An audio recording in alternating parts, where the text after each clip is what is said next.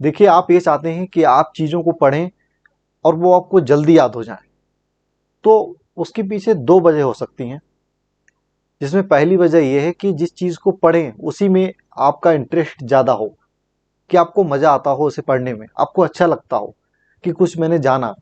या फिर दूसरा ये है कि आप उसको जानकर कुछ और लोगे या आपको कुछ और मिलेगा। जैसे कि मान लीजिए मैंने हिस्ट्री पढ़ी और हिस्ट्री से मुझे कोई एग्ज़ाम देना है, और इस एग्ज़ाम से जो मिलेगा मुझे वो मेरा सपना है या वो मेरी ज़रूरत है, तो फिर भी आपको हिस्ट्री में पढ़ने में इंटरेस्ट आएगा।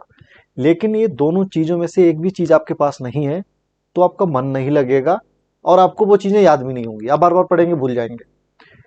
तो इन दोनों में से एक वजह कम से कम अपने पास रखो तो बहुत ज़्यादा मज़ा आएगा और चीज़ें याद भी हो जाएंगी।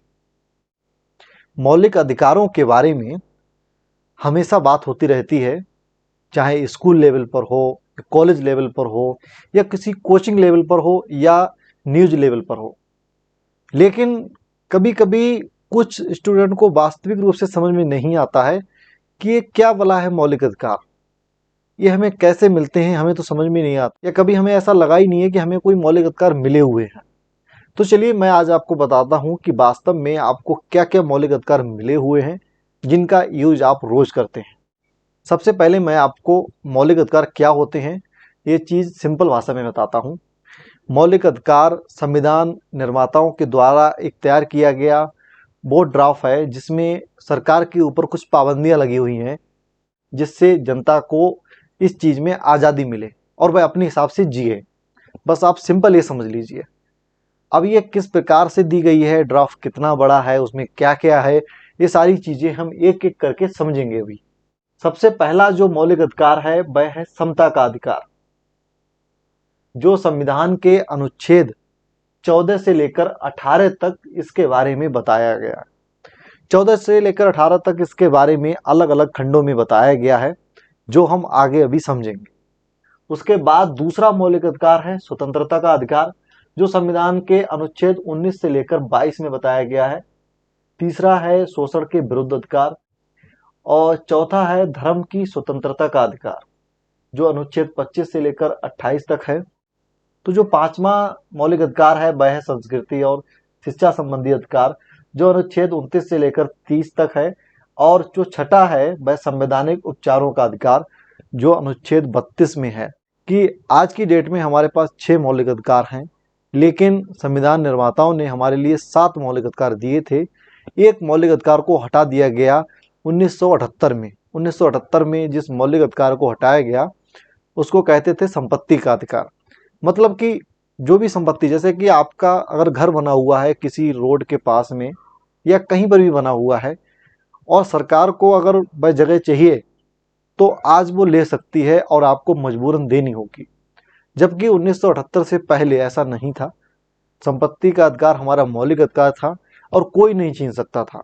चाहे राज्य को कुछ भी करना हो, मतलब सरकार को वहां पर कुछ भी करना हो, आपकी इच्छा होती तो आप देते, नहीं इच्छा होती नहीं देते। लेकिन आज की डेट में आपको देना होगा, भले ही उसके बदले में आपको कुछ पैसे रुपए मिल जाएंगे। समता का अधिकार क्या होता है, मतलब क्या है समता और क्या है इसका अधिकार। तो पहले इसका मीनिंग समझते हैं हम। समता का अधिकार मतलब है बराबरी का अधिकार, जिसको सिंपल भाषा में अगर कहेंगे तो।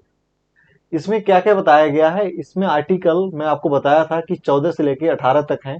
तो उसमें आर्टिकल 14 में ये बताया गया कि विधि के समक्ष समता, मतलब ये है कि कानून सबके लिए बराबर रहेंगे। वो बात अलग है, कुछ विधि विधान बनाकर इस चीज को अलग कर दिया गया है, वो चीज अलग है। लेकिन वैसे सामान्य स्थिति में ये कानून सबके लिए अलग हैं। चाहे किसी ने भी मर्डर किया हो, वो चाहे हिंदू हो, मुस्लिम हो, किसी भी जाति का हो, सबके लिए एक ही सजा दी जाएगी, ऐसा अनुच्छेद 14 कहता है। इसके बाद आता है अनुच्छेद 15, जिसमें धर्म, नस्ल, जाति, लिंग और जन्म स्थान के आधार पर आपके साथ भेदभाव नहीं किया जाएगा। और ये भेदभाव होटल में, दुकान पर, सार्वजनिक जितने भी स्थल हैं वहाँ पर, पार्क हैं, या कोई भी ऐसी जगह जहाँ पर लोग जाते हों जो पब्लिक का हो, वहाँ पर आपके साथ ऐसा व्यवहार नहीं किया जाएगा कि तुम काले हो तो तुम्हारी नो एंट्री, गोरे हो तो एंट्री, या ये तुम्हारा कद छोटा है या बड़ा है, या तुमने कहाँ पर जन्म लिया है, तुम बिहार के रहने वाले हो तो यहाँ पर नो एंट्री, या तुम मध्य प्रदेश के रहने वाले हो तो तुम्हारे लिए यहाँ पर एंट्री मिलेगी। इस टाइप से व्यवहार नहीं किया जाएगा, इसको रोकता है ये अनुच्छेद 15।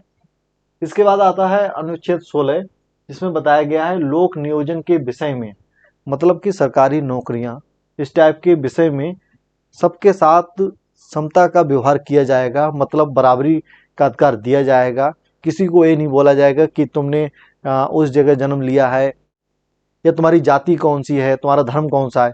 लेकिन इसमें कुछ अलग और भी प्रावधान हैं जो ये बताते हैं कि राज्य चाहे तो किसी जाति या धर्म या समुदाय या वर्ग के लिए स्पेशल प्रावधान कर सकती है, जैसे कि हमारे यहाँ भी आरक्षण में होता है। क्योंकि सवाल आना ही चाहिए कि जब लोक नियोजन में समता का अधिकार है तो फिर रिजर्वेशन का अधिकार क्यों दिया जाता है, क्यों कह दिया जाता है कि एससी वालों से 100 रुपये लिए जाएंगे और जनरल वालों से 200 रुपये लिए जाएंगे। वो इसलिए है क्योंकि यही अनुच्छेद 16 उनके लिए छूट देता है, राज्य के लिए मतलब सरकार के लिए, कि वो चाहे तो किसी भी वर्ग के लिए ऐसे प्रावधान कर सकती है कि जिसमें उनके लिए कुछ छूट हो या आगे बढ़ने के अवसर हों, मतलब मौके हों। तो इसीलिए ये सारी चीज़ें चलती हैं और एग्जाम से लेकर हर चीज़ में रिजर्वेशन का प्रावधान किया जाता है। इसके बाद आता है अनुच्छेद 17, जिसमें बताया गया है अस्पृश्यता का अंत, मतलब छुआछूत का अंत।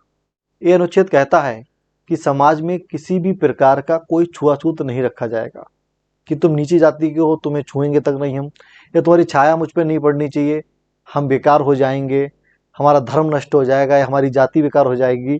तो ये सारी चीज़ें खत्म होंगी और जो भी इसका उल्लंघन करेगा उसको सजा मिलेगी। इसके बाद आता है उपाधियों का अंत। जैसे कि पुराने समय में पहले सूबेदार, दीवान इस टाइप की उपाधि दे दी जाती थी कि, और ये कभी कभी वंश के हिसाब से भी मिलती थी कि किसी के पिता को ये उपाधि मिली हुई है राजा के द्वारा तो उसको भी ये उपाधि मिलेगी, और वह समाज में अलग हिसाब से रहता था। इन सारी चीज़ों का अंत कर दिया गया है और सरकार किसी को भी किसी भी प्रकार की कोई भी उपाधि नहीं देगी। लेकिन हाँ, सेना और विद्या के मामले में इस प्रकार की छूट दी गई है। अब आप ये भी सोच सकते हैं कि जो भारत रत्न दिया जाता है, इस टाइप के जो अवार्ड दिए जाते हैं, ये क्या हैं? ये उपाधि नहीं है, ये पुरस्कार हैं, ये दिए जा सकते हैं। हमारा मौलिक अधिकार दूसरा, जिसे कहते हैं स्वतंत्रता का अधिकार, अनुच्छेद 19 में 7 प्रकार की आज़ादी या स्वतंत्रता दी गई है, जो कुछ इस प्रकार से है। ए, बोलने की स्वतंत्रता। बी, शांति पूर्वक बिना हथियारों के कहीं पर इकट्ठे हो जाओ, सभा करो और आराम से बातचीत करो। संघ बनाने की स्वतंत्रता, आप कोई भी अपना कोई पार्टी बना सकते हैं, दल बना सकते हैं, इस प्रकार की आपको आज़ादी है।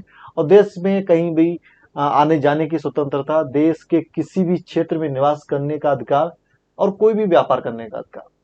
लेकिन इसमें कुछ डाउट आ रहे होंगे कि देश में किसी भी क्षेत्र में आने जाने की स्वतंत्रता, तो इसका मतलब ये नहीं है कि आप जबरदस्ती किसी सरकारी ऐसे ऑफिस में घुस जाओगे जहां पर नो एंट्री है, तो यहाँ पर ये आपका मौलिक अधिकार काम नहीं करेगा। ये मौलिक अधिकार का मतलब ये है कि आप देश में कहीं आए, या आप यूपी आए, बिहार जाएं, मध्य प्रदेश जाएं, महाराष्ट्र जाएं, केरल जाएं, इसलिए आपको रोका नहीं जाएगा कि आप दूसरे राज्य के रहने वाले हैं या वहाँ पर क्यों जा रहे हैं। लेकिन अगर वहाँ पर कुछ ऐसी पाबंदी है, जैसे कि लॉकडाउन ही लगा था, किसी राज्य में था किसी राज्य में नहीं था, तो वहाँ पर नहीं जा सकते थे आप। तो इसीलिए ये सारे मौलिक अधिकार हैं, इनका अपना नियम है कि वहाँ पर कोई स्पेशल नियम ना चल रहा हो तो ये मौलिक अधिकार आपका काम करेगा। लेकिन अगर वहाँ पर कोई स्पेशल नियम बना होगा तो ये मौलिक अधिकार आपका काम नहीं करेगा, आप कहीं भी आ जा नहीं पाएंगे। दूसरा है, किसी भी शहर में जाएं, किसी भी जगह जाएं, वहाँ पर बस जाएं, तो हाँ ये अधिकार है, अभी भी आप कहीं भी जाकर बस सकते हैं, रह सकते हैं, इसमें आपको कोई नहीं रोकेगा। और ये है कि कोई भी व्यापार करें हम, हाँ कोई भी व्यापार कर सकते हैं, इसमें भी आपको कोई नहीं रोक सकता। आपको किसी बाजार में ऐसे नहीं रोका जाएगा कि तुम किसी और क्षेत्र के हो, यहाँ पर क्यों व्यापार करने आ गए हो, आप व्यापार कर सकते हैं, ये आपका मौलिक अधिकार रहेगा। उसके बाद करते हैं बोलने की स्वतंत्रता। इसका मतलब ये है कि आप फेसबुक, व्हाट्सअप इन पे आराम से चैटिंग करें, इन पे अपने विचार रखें, कोई दुखी ना हो जाए आपके विचारों से, ऐसा ना करें। बल्कि आप वो अपनी बात रख सकते हैं, विचार लोगों के समक्ष आप दे सकते हैं। आप ऑनलाइन किसी को कुछ बता सकते हैं, समझा सकते हैं, कोई जानकारी दे सकते हैं। ये सारी आपको आज़ादी दी गई है। और शांतिपूर्वक बिना हथियारों के, मतलब ऐसा नहीं है कि आप वो बंदूक वंदूक ले लिए और 10-15 लोग घिरते हुए अपनी मीटिंग लगा रहे हैं। तो इन सारी चीज़ों पे रोक लगाई गई है। आप बिना हथियार के और बड़े आराम से, बिना शोर शराबा किए कहीं पर भी सम्मेलन करें। लेकिन हाँ, ये ध्यान रहे कि जिस जगह पर आप बैठेंगे उससे किसी दूसरे के मौलिक अधिकार का उल्लंघन ना हो, ना तो आपका ये मौलिक अधिकार काम नहीं करेगा। आपका मौलिक अधिकार तभी है जब किसी को कोई दिक्कत नहीं होती है, उसका कोई मौलिक अधिकार खत्म नहीं होता है आपकी वजह से, तो ये आपका मौलिक अधिकार काम करेगा। उसके बाद हम बात करते हैं अनुच्छेद 20 के बारे में, जहां पर बताया गया है कि अपराधों के लिए दोषी सिद्ध के संबंध में।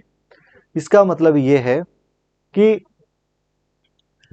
आपके लिए एक, अगर आपने कोई दोष किया है, एक अपराध किया है, तो उसके लिए एक से अधिक बार सजा नहीं दी जाएगी, ऐसा आर्टिकल 20 कहता है, ऐसा अनुच्छेद 20 कहता है।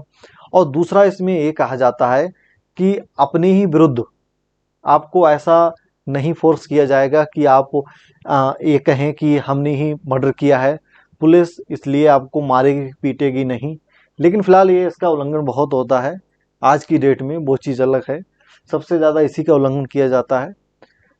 लेकिन ऐसा नियम के खिलाफ है। मतलब किसी ने अगर चोरी की है तो पुलिस का काम है सबूत ढूंढे और न्यायपालिका के समक्ष पेश करे कि देखिए ये सबूत हैं, ये इससे बात कर रहा था, यहाँ जा रहा था, इससे इसने कुछ कहा, ये सारी चीज़ें रिकॉर्ड करे। लेकिन उसको मारेगी पीटेगी नहीं कि तू बोल कि तूने चोरी की है। तो आर्टिकल 20 रोकता है। इसके बाद बात करते हैं अनुच्छेद 21 के बारे में, जो कि सबसे ज़्यादा जरूरी है। इसमें कहा गया है कि सभी व्यक्ति को अपने हिसाब से जीने मरने की स्वतंत्रता है। लेकिन अगर सरकार किसी की जिंदगी छीनती है तो पूरे विधि विधान से ही किसी की जिंदगी को छीना जा सकता है, उसके अलावा नहीं। मतलब ऐसा नहीं है आप किसी को भी उठाए फांसी पे चढ़ा दिए, आप ऐसा नहीं कर सकते, ऐसा सरकार के लिए रोक लगाई गई है। आप विधि विधान से ही, मतलब अगर किसी ने किसी का मर्डर कर दिया है और आईपीसी में ऐसा है कि उसको फांसी की भी सजा दी जा सकती है, तो आप उसकी जिंदगी को खत्म कर सकते हो, वैसे नहीं। इसके बाद आता है अनुच्छेद 21 का, जिसमें बताया गया है कि 6 से लेकर 14 साल तक के बच्चों के लिए फ्री और अनिवार्य शिक्षा देने की जिम्मेदारी सरकार की है। मतलब 6 से 14 साल का बच्चा है, उसके लिए फ्री भी और जरूरी भी, जबरदस्ती भी, कि तुम्हें पढ़ना होगा। इसके बाद बात करते हैं हम अनुच्छेद 22 के बारे में। 22 में कुछ दशाओं में गिरफ्तारी और निरोध में संरक्षण है। इसका मतलब सीधा साधा ये है 22 का कि आपको अगर पुलिस गिरफ्तार करती है तो सबसे पहले आपको वजह बताएगी कि आपको गिरफ्तार क्यों किया जा रहा है, आपने ऐसा क्या किया। दूसरा यह है कि अगर आपको गिरफ्तार करती है तो उसके 24 घंटे के अंदर आपको मजिस्ट्रेट के समक्ष पेश करेगी, मजिस्ट्रेट के सामने पेश करेगी, और जो भी आगे की प्रक्रिया होगी उसकी अनुमति मजिस्ट्रेट से लेगी। लेकिन इसमें और भी प्रावधान है कि अगर निवारक निरोध के अंतर्गत किसी व्यक्ति को गिरफ्तार किया जाता है तो उसको वजह बताने की ज़रूरत नहीं है, और ना ही उसको मजिस्ट्रेट के समक्ष 24 घंटे के अंदर पेश करने की ज़रूरत है। पुलिस जिसको चाहे निवारक निरोध के अंतर्गत उसको गिरफ्तार कर सकती है, जेल में रख सकती है। शॉर्ट में समझें तो निवारक निरोध का मतलब ये है कि पुलिस को ऐसा डर है या ऐसी शंका है किसी पे कि वह व्यक्ति देश की सुरक्षा के लिए हानि पहुंचा सकता है, ऐसा कुछ करेगा, किया नहीं है उसने, ऐसा कुछ करेगा, इस आधार पर भी पुलिस किसी को भी गिरफ्तार करके जेल में डाल सकती है बिना कोई भी मौलिक अधिकार। ये सब मौलिक अधिकार फेल हो जाएंगे, कोई काम नहीं करेगा। और इसी 22 में इस चीज़ का भी प्रावधान है कि उसकी पसंद के हिसाब से उसको वकील से मिलने का भी अधिकार दिया जाएगा, कि वो अपने वकील से मिले और उनसे जो भी परामर्श करे, सलाह मशवरा करे। ऐसा भी अनुच्छेद 22 में ही कहा गया है। शोषण के विरुद्ध अधिकार, हमारा मौलिक अधिकार तीसरा, शोषण के विरुद्ध अधिकार। शोषण का मतलब होता है कि कोई हमारी बिना मर्जी के कोई भी हमसे काम करवाए, उसके विरुद्ध हमें अधिकार दिया गया है कि हम ऐसा नहीं होने देंगे, उसके खिलाफ हम कार्रवाई करवाएंगे कि कोई बिना मर्जी से हमसे कोई भी काम ना करवाए। इसका मतलब ये है कि किसी भी व्यक्ति से आप गलत काम नहीं करवाओगे, या उसको आप वो गलत तरीके से मानव को जैसे बेच देना, जैसे किसी की बिक्री कर देना, या उसको जबरदस्ती उससे काम करवाना और कुछ भी पैसे ना देना।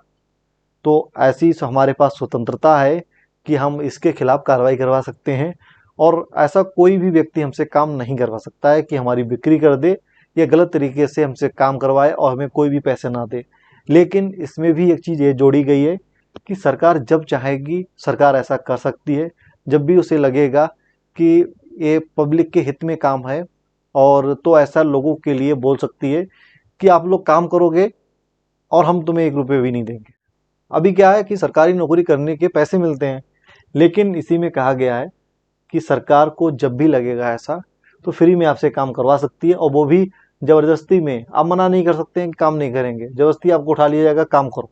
भले यही सरकार झाड़ू लगवाए, लेकिन आपको लगानी होगी और एक भी पैसा नहीं मिलेगा, कुछ भी सुविधाएं नहीं मिलेंगी। ऐसी सरकार के लिए छूट दी गई है इसी अनुच्छेद के तहत। तो मतलब ये अनुच्छेद हमें कुछ स्वतंत्रता भी देता है, कुछ हम पे पाबंदियां भी लगा देता है।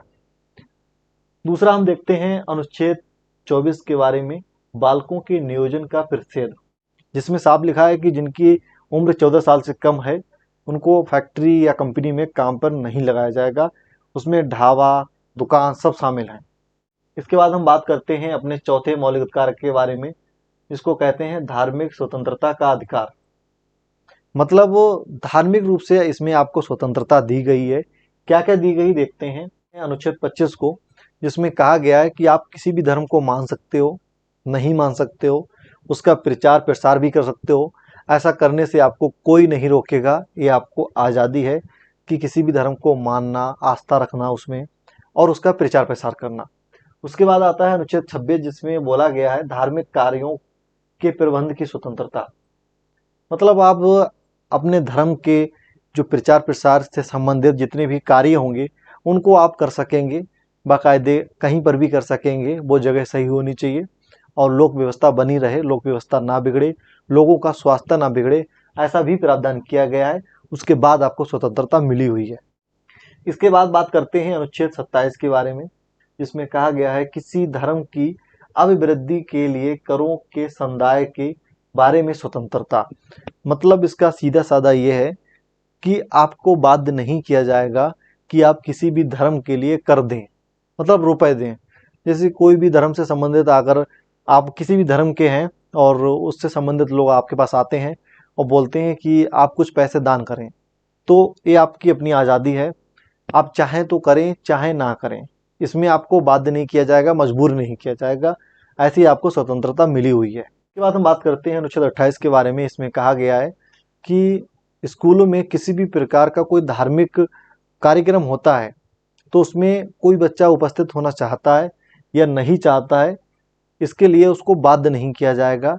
ये उसकी अपनी मर्जी के ऊपर है, और या फिर उसके जो माता पिता हैं वो इस चीज़ की अनुमति दे दें तो बच्चा उसमें शामिल हो सकता है। ऐसे बच्चे किसी को मजबूर नहीं किया जाएगा कि धार्मिक कार्यक्रम में बच्चा शामिल ही हो। ऐसी स्वतंत्रता दी गई है। इसके बाद हम देखते हैं अपने 5वें संस्कृति एवं शिक्षा संबंधी अधिकार, जिसमें अनुच्छेद 29 कहता है कि अल्पसंख्यकों की भाषा और लिपि और संस्कृति की सुरक्षा।